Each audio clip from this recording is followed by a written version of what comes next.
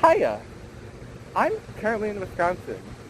It's a beautiful state with so much to offer, and it means a whole lot to me as this is actually where I was born and I grew up. I have a personal bias for all our bodies of water, especially the lakes. This is a river. Because I grew up in a place called Fond du Lac, which literally means bottom of the lake.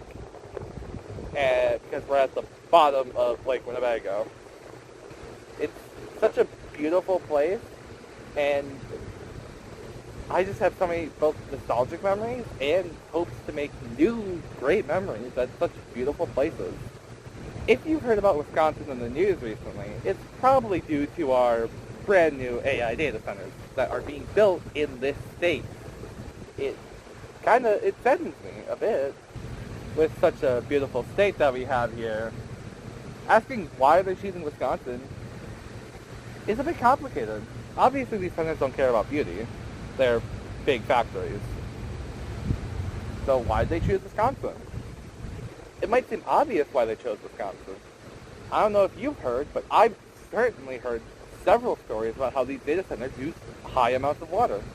And Wisconsin is situated next to two huge giants of water, the two Great Lakes, Lake Michigan and Lake Superior. Makes it a no-brainer if you want a lot of fresh water, go next to the Great Lakes. But that's not the whole story.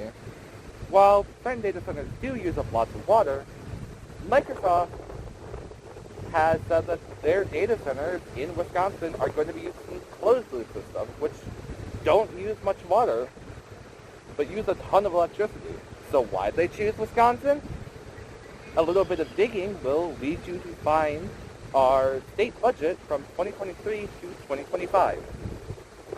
In our state budget, we have included a sales tax exemption for these data centers that are being built. Why did they do that? We can only speculate. Senate Bill 308 was in the talks of being passed, but has failed. It suggested that we give these AI data companies sales tax exemption for these data centers that they're building. But, as I said, it failed. So why did it go through in our budget? The thing is, with this bill, it was heavily lobbied by both Microsoft and a lot of our power companies. Microsoft and these power companies are people who would heavily benefit from this exemption, especially for closed-loop systems that Microsoft is building, which uses a lot of power. Wisconsin is losing a lot of money from these exemptions, so surely what's being made must be overall good for humanity. And to answer that, we don't know much yet.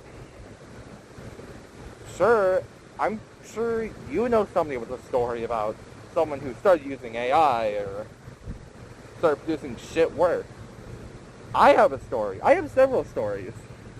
But I really think we gotta focus more on studies that are coming out about this stuff. And so far, they're few and far between.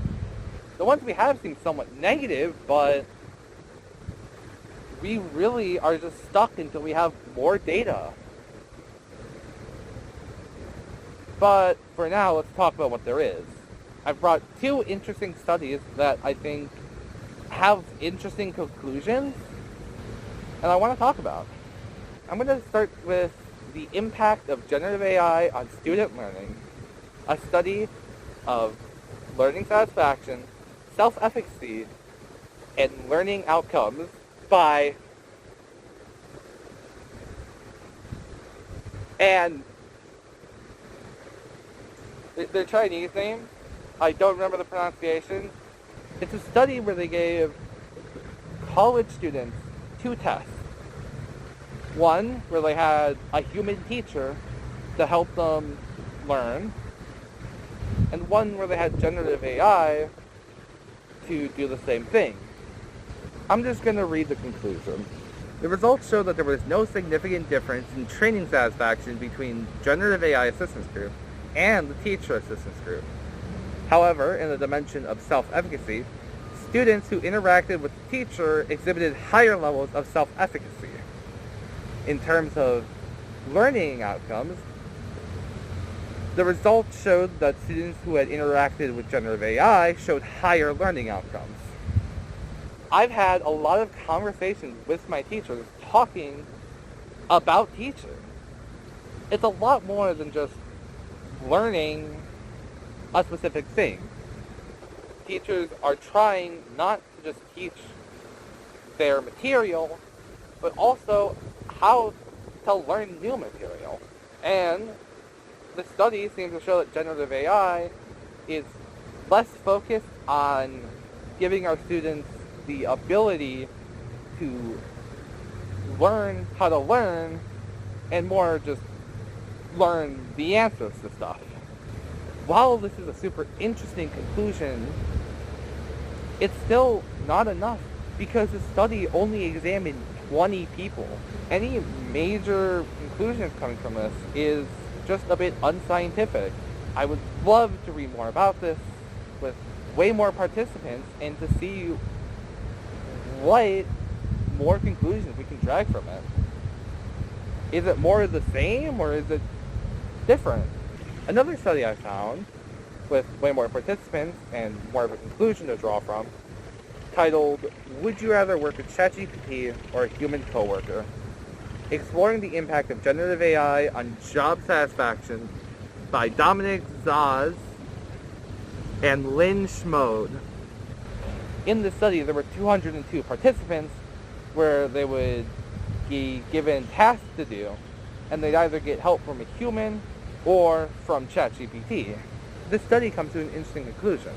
To quote, "While generative AI tools like ChatGPT offer numerous advantages in the workplace, such as increased productivity and performance, our study highlights the need for organizations to be mindful of generative AI's potential negative psychological impact on employees' perceptions and, in turn, their job satisfaction. Task support provided by ChatGPT hinders job satisfaction, showing that weakened perceptions of organized support and opportunity to perform, as well as greater perception of job insecurity, account for this effect."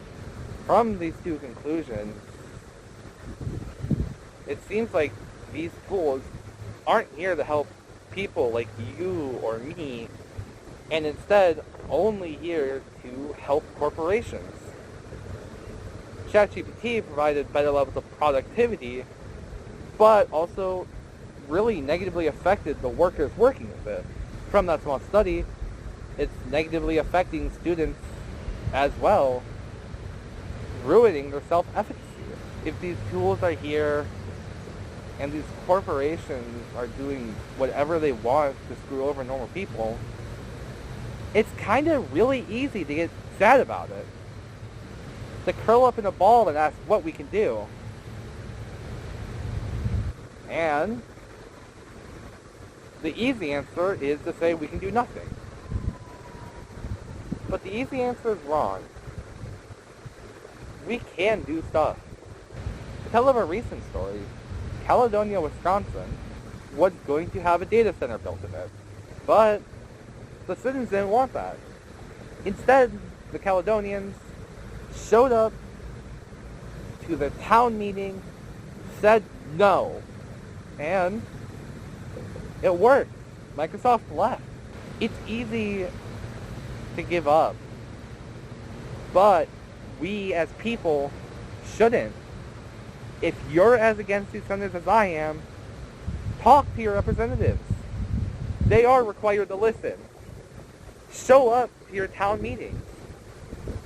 Don't shut up about these things. Never stop talking. Even if the things I talked about here don't interest you as much, there is so much surrounding generative AI as a topic that you can go out and do more research. I didn't talk about the water or power consumption of these too much. There is a whole lot behind that. And there's a whole lot more that you can research.